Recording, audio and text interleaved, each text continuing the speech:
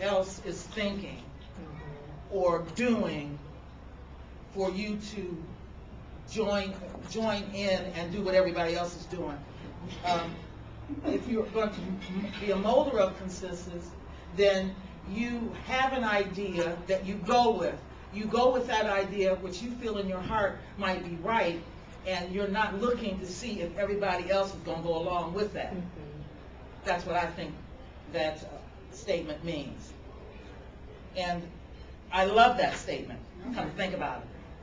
I love that statement for the simple fact that I feel like when I grew up, and here I go again talking about my childhood, 10 children, I was number 2 at the top.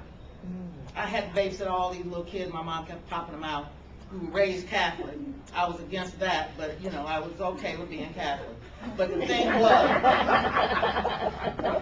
was, is that I said that I am not going to have a whole bunch of children. I am going to have one at most. Did have one. She's here today. Hi, baby.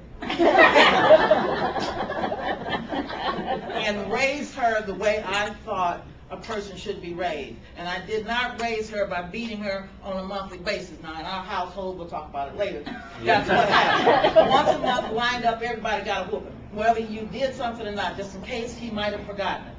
But when I raised her, we tried to stand in the corner a little bit, but she was basically a pretty good kid. I thought maybe something might have went wrong at the hospital before I got her. But anyway, I did not take the consensus of beat the child to get him in line. And that's all I want to say. Thank you. Thank you.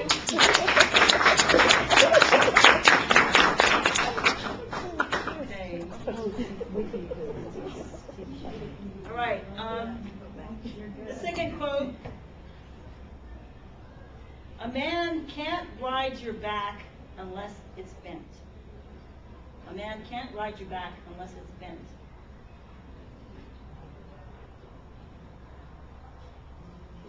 Let's see. What do you want us to say about it again? Well, whatever comes to you, whatever off the top of your head. If it means something to you, or if you have some insight on what it might mean to you, that's what we want to hear. It's no right or wrong answer here. You can say whatever you feel. Donna, do you want to touch on that one? Do you have a role today? Yes. Okay. Well, you can go for it if you want to.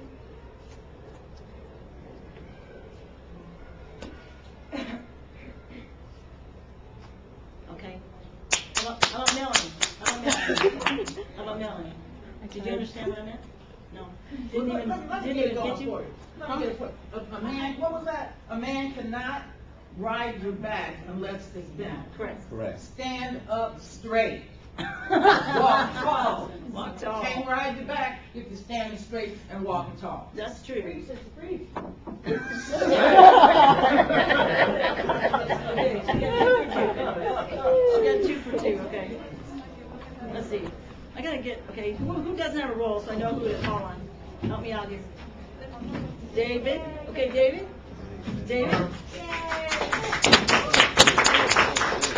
give you a different quote if you like. Do you like that quote, or do you want a different one? I'm going to navigate through this. Are all these MLK quotes? Yeah. I actually know of a quote from MLK, and I think it goes as, you might not be able to see all the steps in front of you, but just take the first step. It's something that I got from The Secret, and I'm really big on, you know. What I got from that, hi, my name's Dave, everybody. Hey, Dave. What I got from that is, I have a lot of goals in life, and even though I have a lot of obstacles to get through, I'm going to walk through them, I'm going to jump over them, I'm going to go around them, whatever it takes so that I can make it to the final destination, which is to accomplish that goal. And in my mind, I don't see a problem, I see a solution to the problem. You know, if there is a problem, but I'd rather go around and be able to jump around it. You know, it's like, well, I'm getting caught up around myself. But getting back to the point of it, I believe that if you focus hard enough and use the laws of attraction, whether or not if you believe in it or you don't, I believe that it's a very real thing. It's just as the baseball goes up, it has to go back down. So no matter what you concentrate your thoughts on, it's going to be an outcome either good or bad. So I think what he was saying was, don't let anybody get in your way of accomplishing what you want to get in life. So here we go. That's all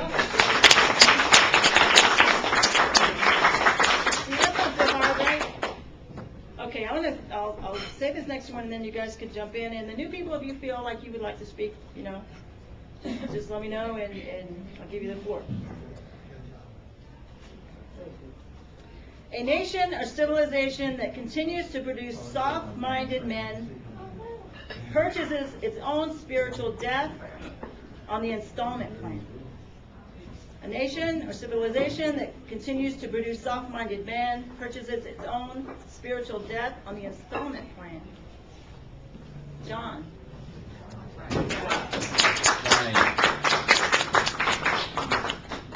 You need to let me see the quote again. I definitely can't remember all that. A nation that continues year after year to spend more. No, that's not it. I'm sorry. You pointed to the wrong Oh, one. sorry. I can go after that one. I didn't too. bring my glasses. A nation or civilization that continues to produce soft-minded men purchases its own spiritual death on the installment plan. What this means to me is that a nation that doesn't challenge its citizenry, men and women, I believe that it's the collective men, not the other men, to be more ambiguous about it. I need to make sure I get that. I used the word of the day and she's looking away. But I feel like the idea is that if we don't challenge ourselves, don't challenge the citizenry, and we're going to continue to, the nation just starts to wither away. I think you saw that with, for example, Rome. They got too big for themselves. Everybody was just totally dependent on slaves and dependent on conquest. And so as a core, the society just started to collapse on itself, and then eventually it just fell. It rotted from within, if you will. And I think that that's kind of what King was talking about when he made that quote, was that we need to challenge the status quo. And at the time he was talking about racism, but I think that extends to a lot of other ideas, that we need to challenge the status quo, look ahead, what's the next, a better way to do whatever it is that we're doing, and what's the right thing to be doing. And that's how we grow leaders, and that's how you but it's through challenging that. Thank you. John, you said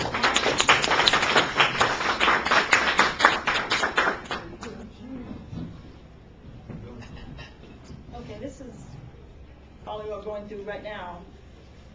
All progress is precarious, and the solution of one problem brings us face to face with another problem. You can always go forward, but I think that everything that you go forward, you have to encounter other things. Does anybody else have? Any of the new people would like to talk? Shelley, Mercy, Rebecca? Is that too deep? I can give you an easy one. Or you can just talk about whatever, Say the quote again. Okay?